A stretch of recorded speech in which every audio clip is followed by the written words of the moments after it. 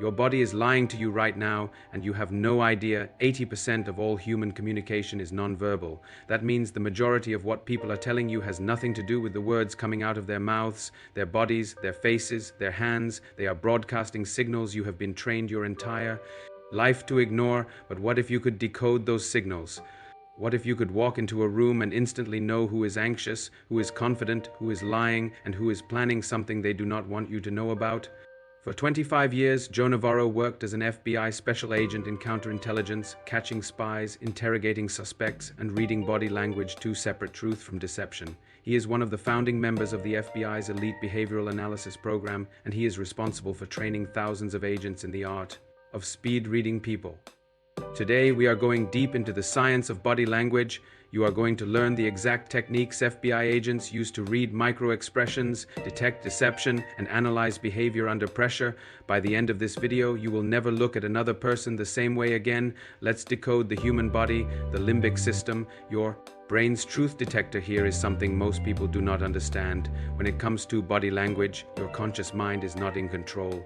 The real driver is something called the limbic system, the most ancient part of your brain. The limbic system evolved millions of years ago when humans were still trying not to get eaten by predators.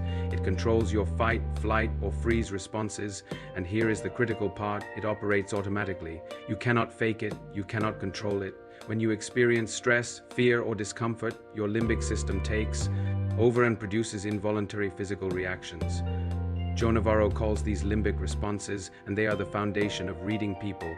According to Navarro, who documented over 400 of these behaviors in his book, The Dictionary of Body Language, these nonverbal cues are driven by your subconscious mind. They reveal how you are feeling and what you are thinking, whether you want them to or not. Here is what matters. When someone is lying, stressed, or uncomfortable, their limbic system will betray them.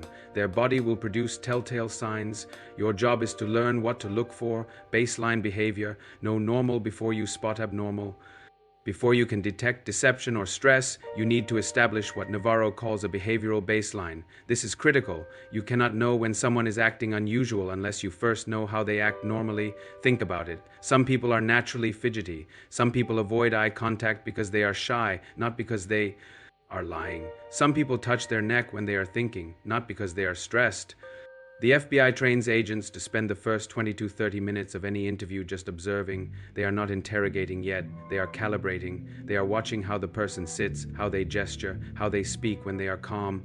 Navarro learned this lesson the hard way. He tells a story about interviewing a woman who was displaying intense signs of nervousness, biting her lip, grabbing her collar, squeezing her hands together. He was convinced she was hiding something, but when he finally asked her what was wrong, she said, "When I parked downstairs, I only had a quarter in the meter."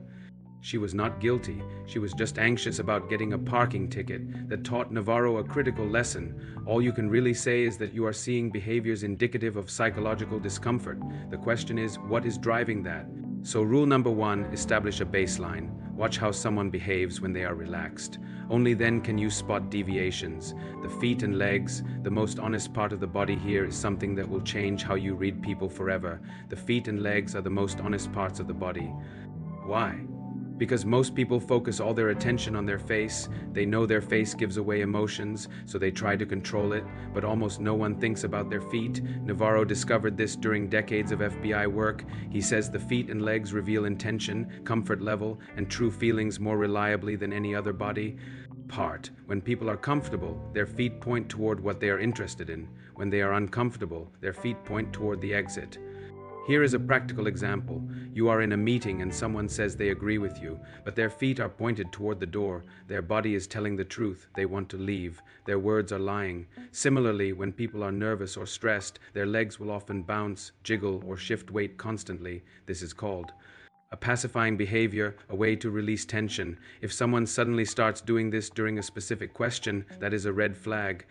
Navarro also notes that people will often create barriers with their legs when they feel threatened, crossing legs tightly, tucking feet under a chair, or pressing knees together, all signs of discomfort or defensiveness. Watch the feet, they do not lie. Hand and arm behaviors, reading comfort and dominance hands are fascinating because they reveal both comfort and confidence. High confidence people use their hands expansively, they gesture openly, they take up space. Low confidence people restrict their hand movements, they keep their hands close to their body or hide them entirely. One of the most powerful confidence signals Navarro identified is called steepling, where you press your fingertips together to form a pyramid shape.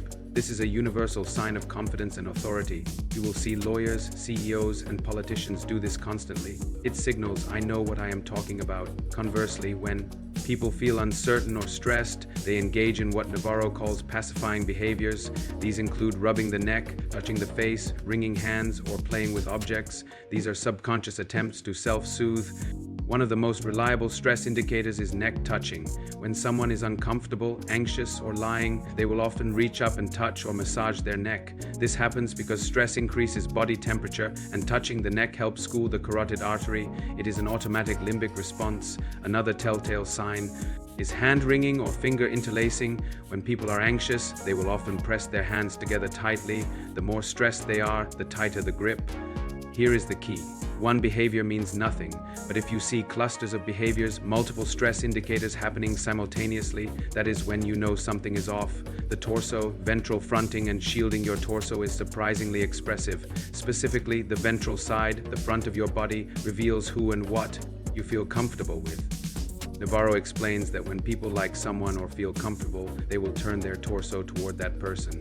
This is called ventral fronting, and it is one of the clearest signs of engagement and trust. Conversely, when people dislike someone or feel uncomfortable, they will angle their torso away, even if their face is still pointed toward you. Watch for this in group settings. If you are talking to someone and their torso is angled toward the door or toward someone else, they are not fully engaged with you. Their body is trying to leave even if their words say otherwise.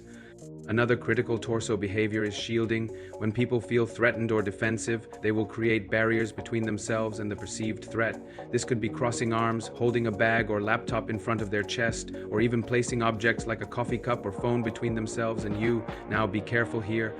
Crossed arms do not always mean defensiveness. Some people just find it comfortable. But if someone suddenly crosses their arms during a specific topic, that is a deviation from baseline and worth noting. Facial expressions, the least reliable indicator. Here is something that will surprise you. The face is actually the least reliable place to gauge someone's true feelings. Why? Because everyone knows their face gives them away, so people spend their entire lives learning to control it. We smile when we are uncomfortable, we nod when we disagree, we mask our true emotions constantly. That said, there is one facial technique that works, and it comes from Dr. Paul Ekman, the world's leading expert on emotions and deception detection. Ekman discovered something called microexpressions.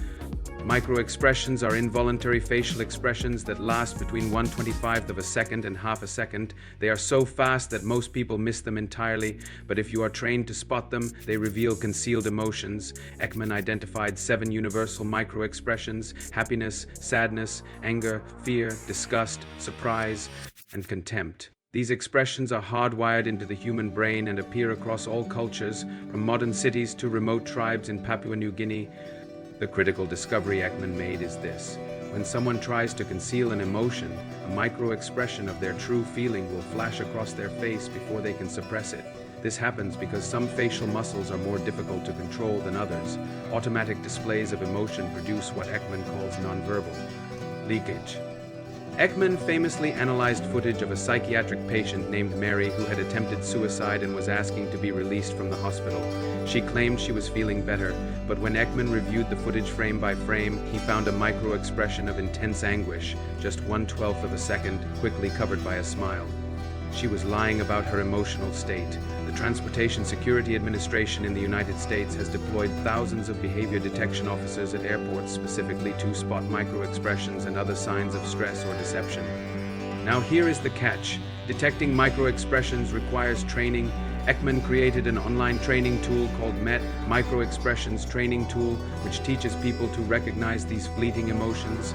Studies show that without training, people are no better than random chance at detecting deception, but with practice, accuracy improves significantly. Eye behavior, the windows to stress. While the face as a whole is unreliable, the eyes can still give you valuable information. Not in the way most people think, though. Forget the myth about people looking left or right when they lie. That has been debunked. Eye direction does not predict deception. What does matter? Pupil dilation, blink rate, and eye blocking. When people experience negative emotions, stress, or discomfort, their pupils constrict. Conversely, when they see something they like or feel comfortable, their pupils dilate. This is an involuntary response controlled by the limbic system. It is harder to spot in people with darker eyes, but it is a reliable indicator. Blink rate also increases under stress. Rapid, fluttering eyelids often indicate that something is wrong or that someone cannot believe what they just heard. Navarro calls this eyelid flutter, and it is a sign of psychological discomfort. Another key behavior is eye blocking. When people see or hear something they do not like, they will often close their eyes for longer than a normal blink, or they will rub their eyes or cover their face with their hands. This is the brain's way of blocking out unpleasant stimuli. Squinting is another telltale sign. We squint when focusing, but we also squint when we dislike or disagree with something. For some people, squinting is such a predictable reaction that they will always squint whenever something does not feel right to them. The critical mistake: single behaviors mean nothing. Here is the most important thing you need to understand about reading body language. A single behavior in isolation means absolutely nothing. Navarro emphasizes this constantly. If someone touches their neck once, that does not mean they are lying. If someone crosses their arms once, that does not mean they are defensive. Context is everything. What you are looking for is clusters of behaviors, multiple stress indicators happening at the same time, deviation from baseline, changes in behavior when specific topics come up. For example, someone is answering your questions calmly, their hands are relaxed, their feet are still, their breathing is normal, then you ask a specific question, and suddenly they touch their neck, shift their weight, cross their arms, and break eye contact. That cluster of behaviors, all triggered by one question, is significant. This is how the FBI catches spies. They do not rely on a single gesture. They observe hundreds of behaviors over hours of interviews and look for patterns, deviations, and clusters of stress indicators, the lie about lie detection.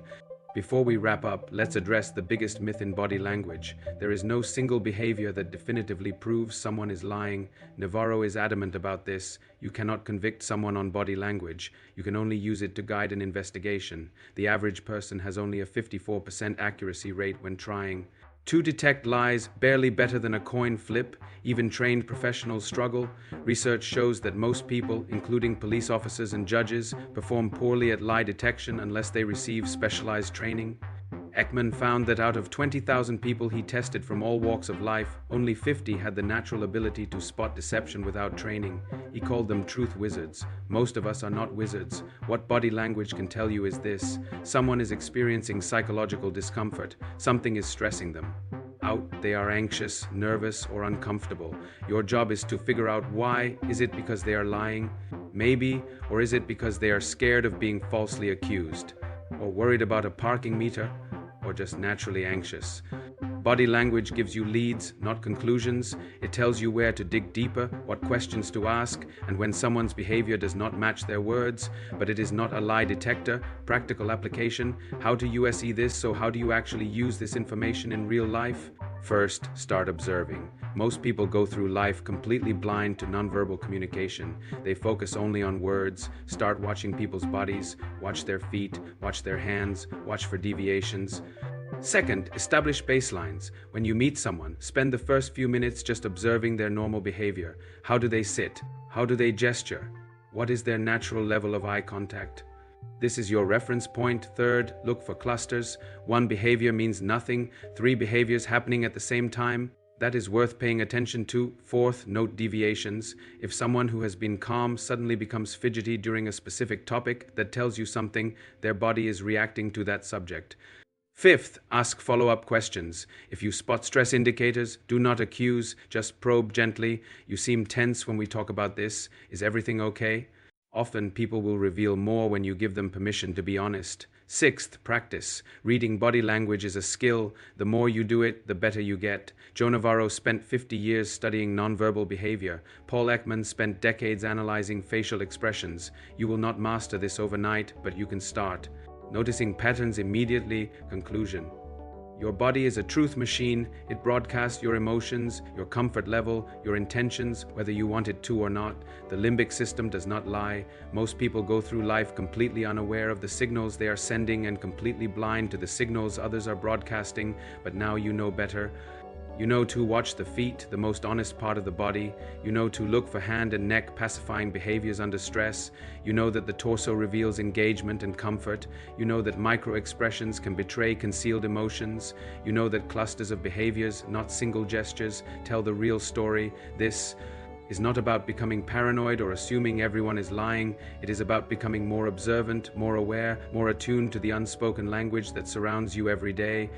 Joe Navarro says it best. In the end, you cannot convict someone on body language. You can only use it to guide an investigation. Use these tools wisely, observe without judgment, look for patterns, ask better questions, and remember, the goal is not to catch people lying. The goal is to understand people better. The human body is the most sophisticated communication system ever evolved. You have just learned how to read it. Now go out there and pay attention. You will be amazed at what you see.